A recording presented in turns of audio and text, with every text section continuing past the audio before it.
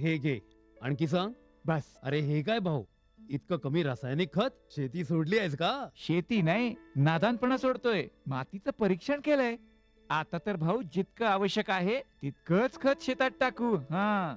शेतकऱ्यांनो, आजच आपल्या जिल्ह्याजवळच्या भूमी परीक्षण प्रयोगशाळेत मातीचं परीक्षण अवश्य करवा आणि मातीची पोषक तत्व, आर्द्रता व रोपांचा विकास बघता केवळ आवश्यकतेनुसारच पोषक तत्व घाला. आणि हो, मातीतलं गंधक, जस्त, बोरॉन सारख्या पोषक तत्वांविषयीही जाणून घ्या. खत आणि जैविक खताच्या योग्य उपयोगानं भूमीचा सकसपणा टिकवून ठेवा, उत्पादकता वाढवा, खर्च कमी करा आणि बहुमोल परकी चलन वाचवण्यातही सहकार्य करा.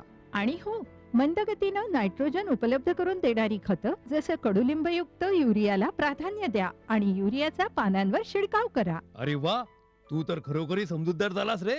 आणखी माहितीसाठी संपर्क करा जिल्हा कृषी अधिकारी किंवा शेतकरी कॉल सेंटर. पैका वसूल करतेस बाबा, करतेस बाबा. तुकाराम, हे तुकाराम. हे शाळेला गेल्या ती. शाळेला गेला? अरे बा नाही सांगायचं तर पटेलाशे बॉल बॅडे. वहिलाला म्या शाळेलाच गेलतो, म्हणजे फॉर्म स्कूलला, जिथं शेतकऱ्यांना पिकांचा उपज वाढवायच्या सर्व गोष्टी शिकवल्या जातात. जसं मातीच्या पोतानुसार कोणती खतं योग्य आहेत, कोणती बियाणं आणि गरजेनुसार कोणती कीटकनाशक उत्तम आहेत. खर्च बेताचा, लाभ मोलाचा. हे धर लाला, तुझं कर्ज फिटलंय.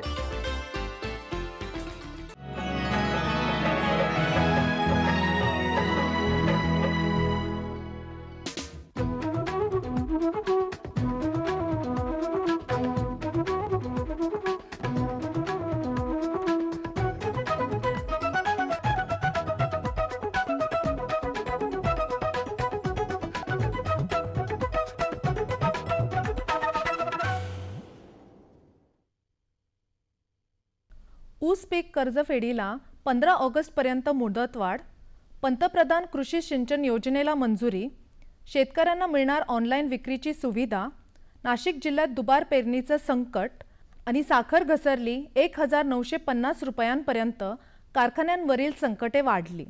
नमस्कार, आता पाहूयात सविस्तर वृत्त. ऊसाच्या पिकासाठी घेतलेल्या कर्जाची परतफेड करण्यासाठी येत्या 15 ऑगस्टपर्यंत मुदतवाढ देण्याचा निर्णय राज्य शासनाने घेतला आहे. ऊसाच्या FRPच्या थकीत रकमेमुळे शेतकऱ्यांना हे कर्ज फेडणं शक्य होणार नाही.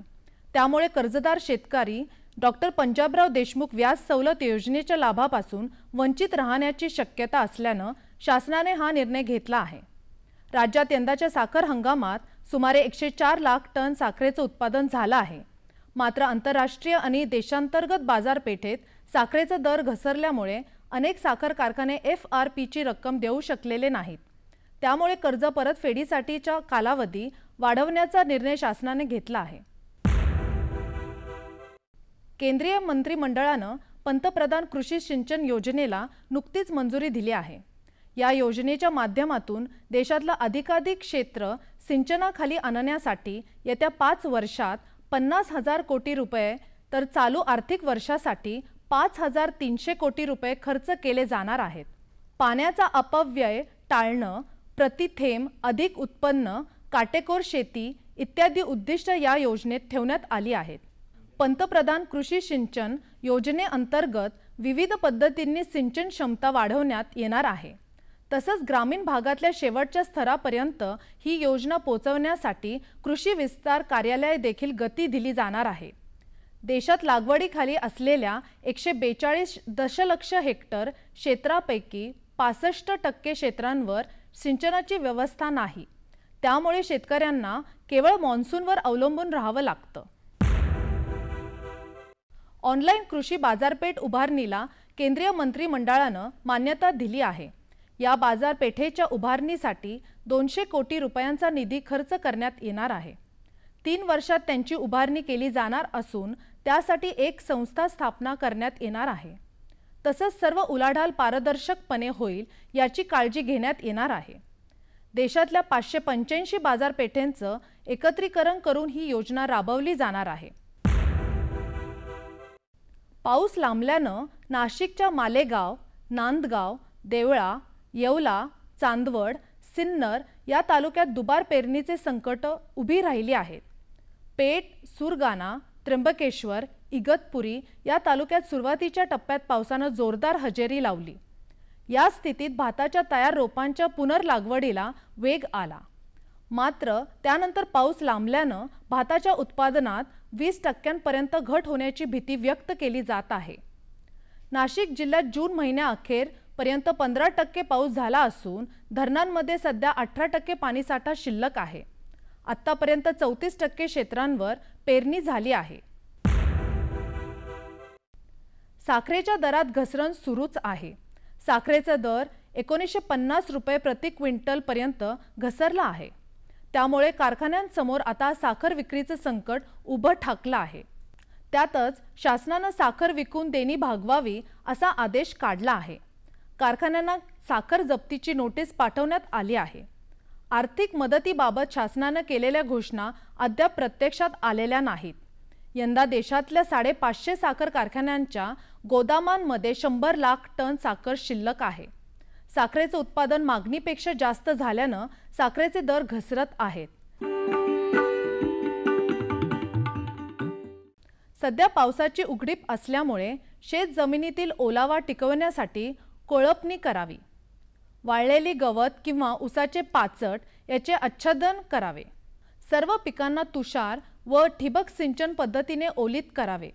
योग्य ओलीवर पेरणी केल्यास उगवण चांगली होते आणि पिकाची वाढ चांगली होऊन उत्पादन चांगले येते.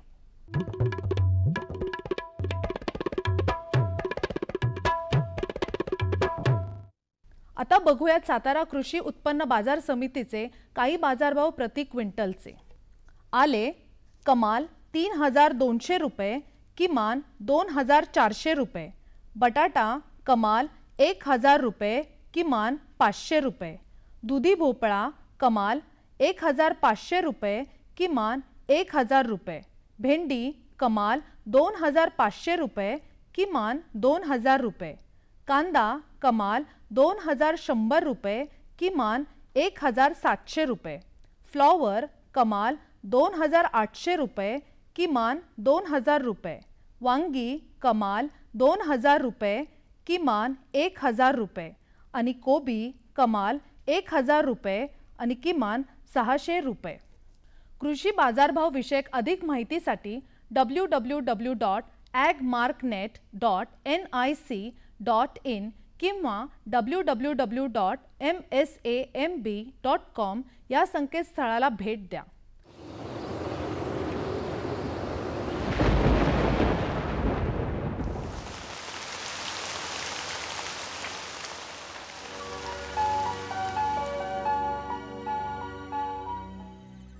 कोकणात बऱ्याच ठिकाणी मध्य महाराष्ट्र, मराठवाडा आणि विदर्भात तुरळक ठिकाणी पाऊस पडण्याची शक्यता आहे. राज्यातील काही प्रमुख शहरांचे तापमान अंश सेल्सिअसमध्ये पुढील प्रमाणे. मुंबई कमाल 32 अंश सेल्सिअस, किमान 28 अंश सेल्सिअस. पुणे कमाल 28 अंश सेल्सिअस, किमान 21 अंश सेल्सिअस. नागपूर कमाल 34 अंश सेल्सिअस, किमान 25 अंश सेल्सिअस. नाशिक कमाल 29 अंश सेल्सिअस, किमान 24 अंश सेल्सिअस. औरंगाबाद कमाल 32 अंश सेल्सिअस, किमान 24 अंश सेल्सिअस.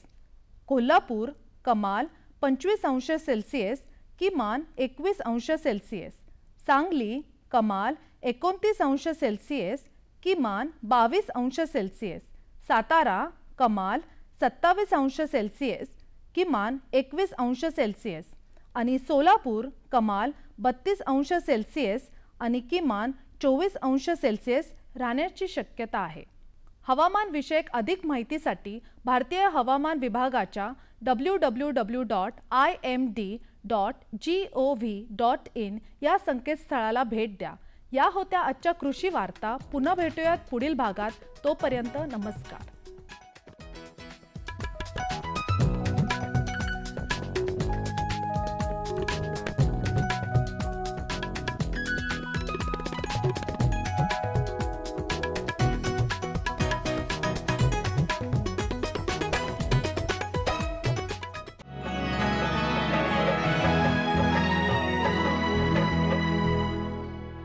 सुगंधाच्या दरवळीमध्ये, स्वादाच्या बहारीमध्ये, प्रगतीच्या डहाळ्यांमध्ये पसरणाऱ्या हास्यांमध्ये, हिरव्यागार झाडांमध्ये, मोठ्या मोठ्या सौद्यांमध्ये, गोड मधुर गुंजनामध्ये, आनंदाच्या चाहुलीमध्ये. NHM बागवानी मिशन. आमची आकांक्षा आपलं स्मितहास्य.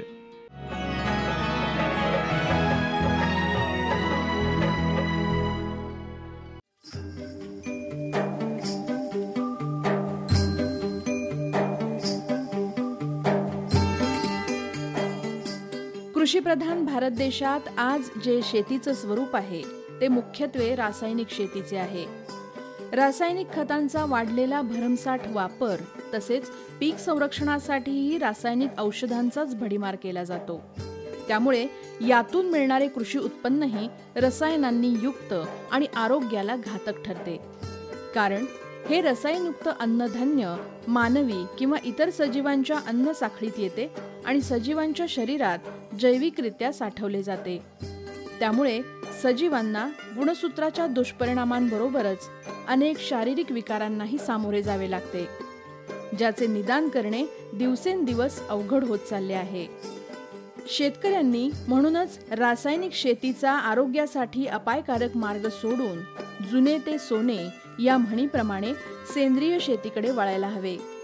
सेंद्रिय शेतीचा असाच यशस्वी प्रयोग करून दाखवला आहे सांगली जिल्ह्यातील वाळवा तालुक्याच्या चिकुर्डे गावच्या श्रीनिवास बापूराव बागल या शेतकऱ्याने.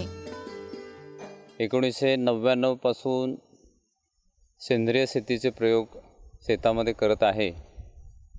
माझ्या एकत्र कुटुंबाची 16 एकर शेती चिकुर्डे गावात आहे. कुटुंबामध्ये एकूण 35 माणसं आहेत. एकत्र कुटुंब आहे.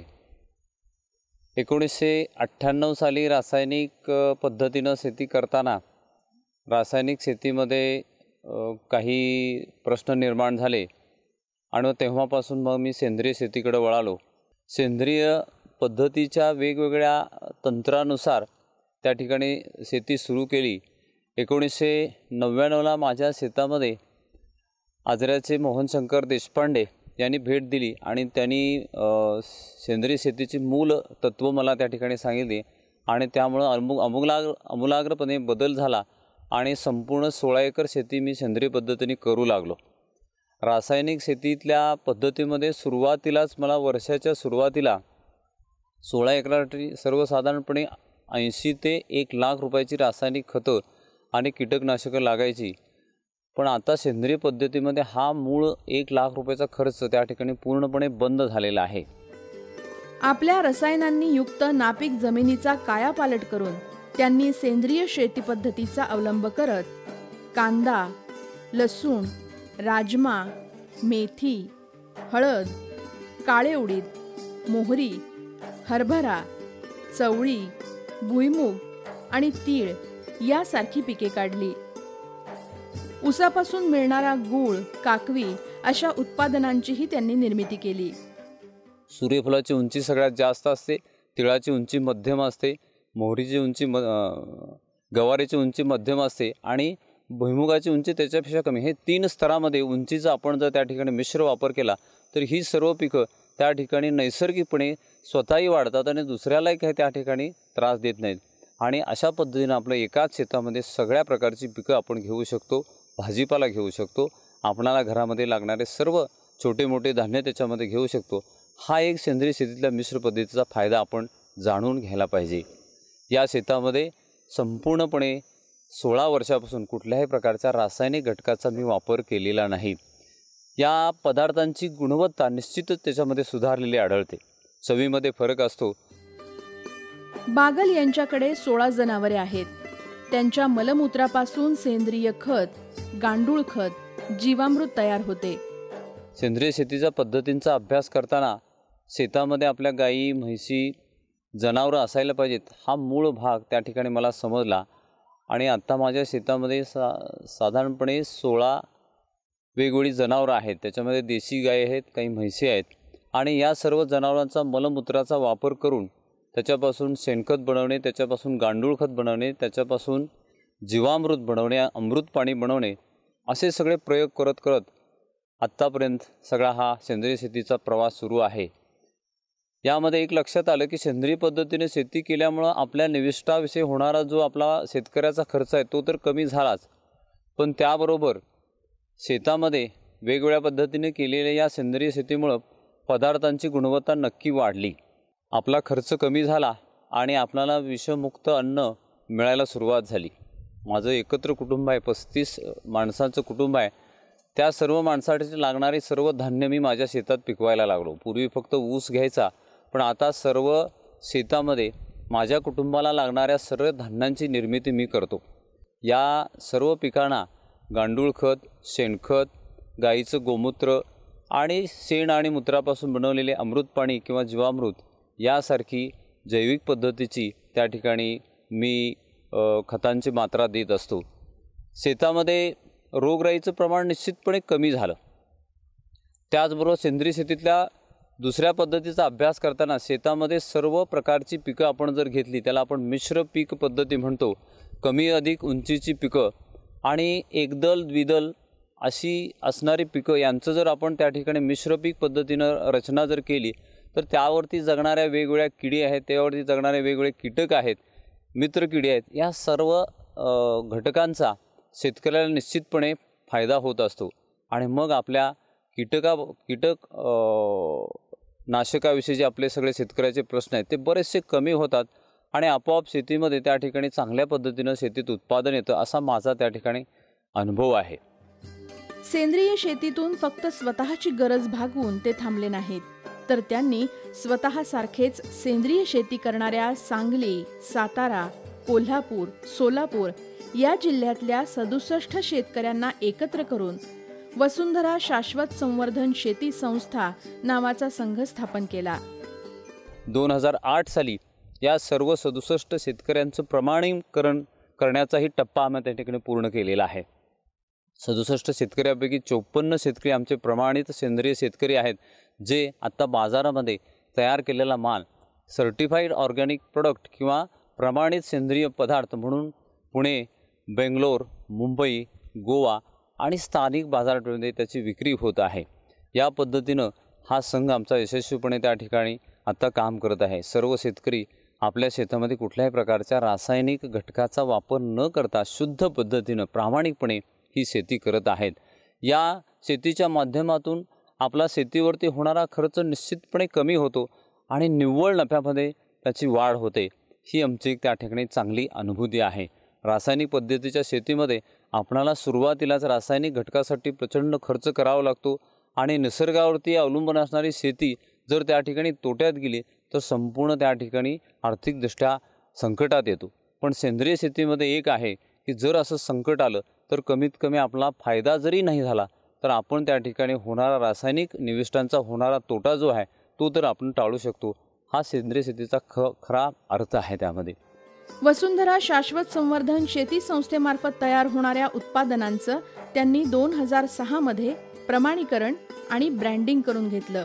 यामुळे प्रमाणित सेंद्रिय शेती करणाऱ्या शेतकऱ्यांची एकत्रित बाजारपेठ निर्माण होऊन विश्वासार्हता निर्माण झाली.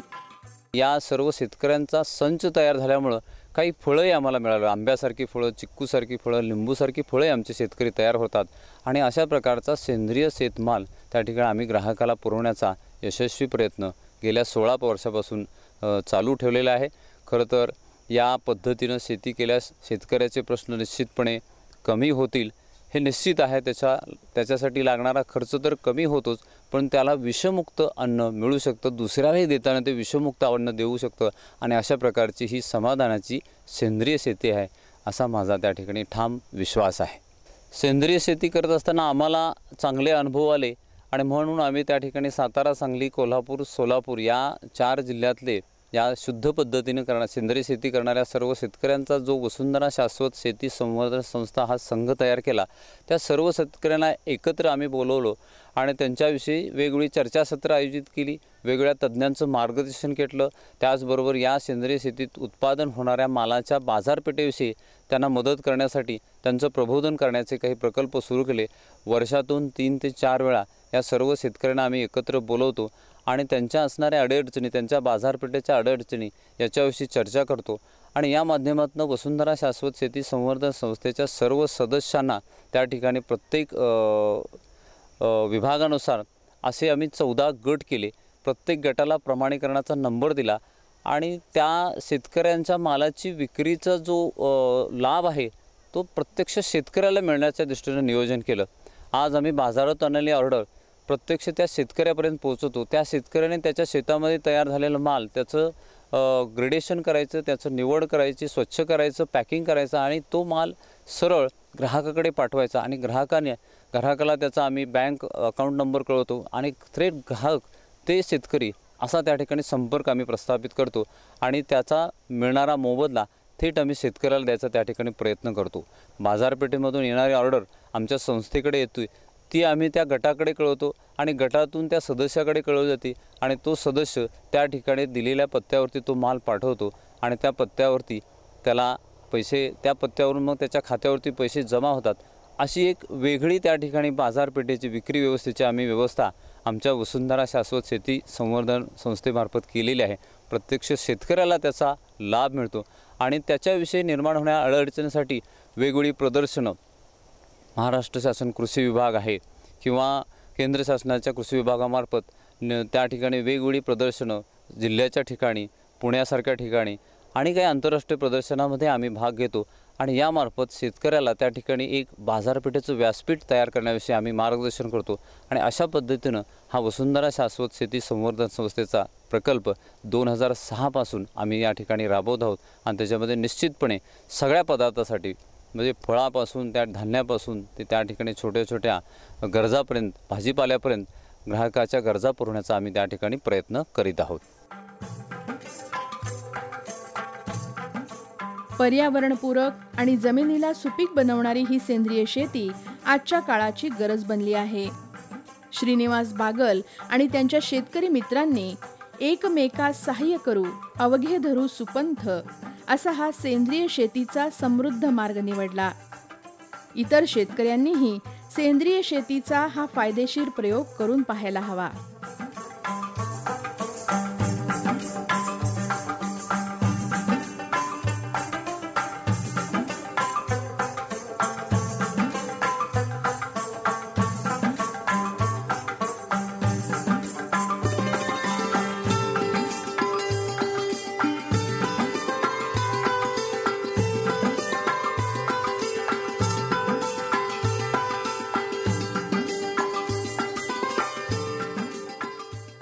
आमचा पत्ता निर्माता कृषी दर्शन, दूरदर्शन केंद्र पुणे. आमचे ईमेल आयडी असे आहे ddkpuneKrishi@hotmail.com आणि ddkpuneKrishi@rediffmail.com.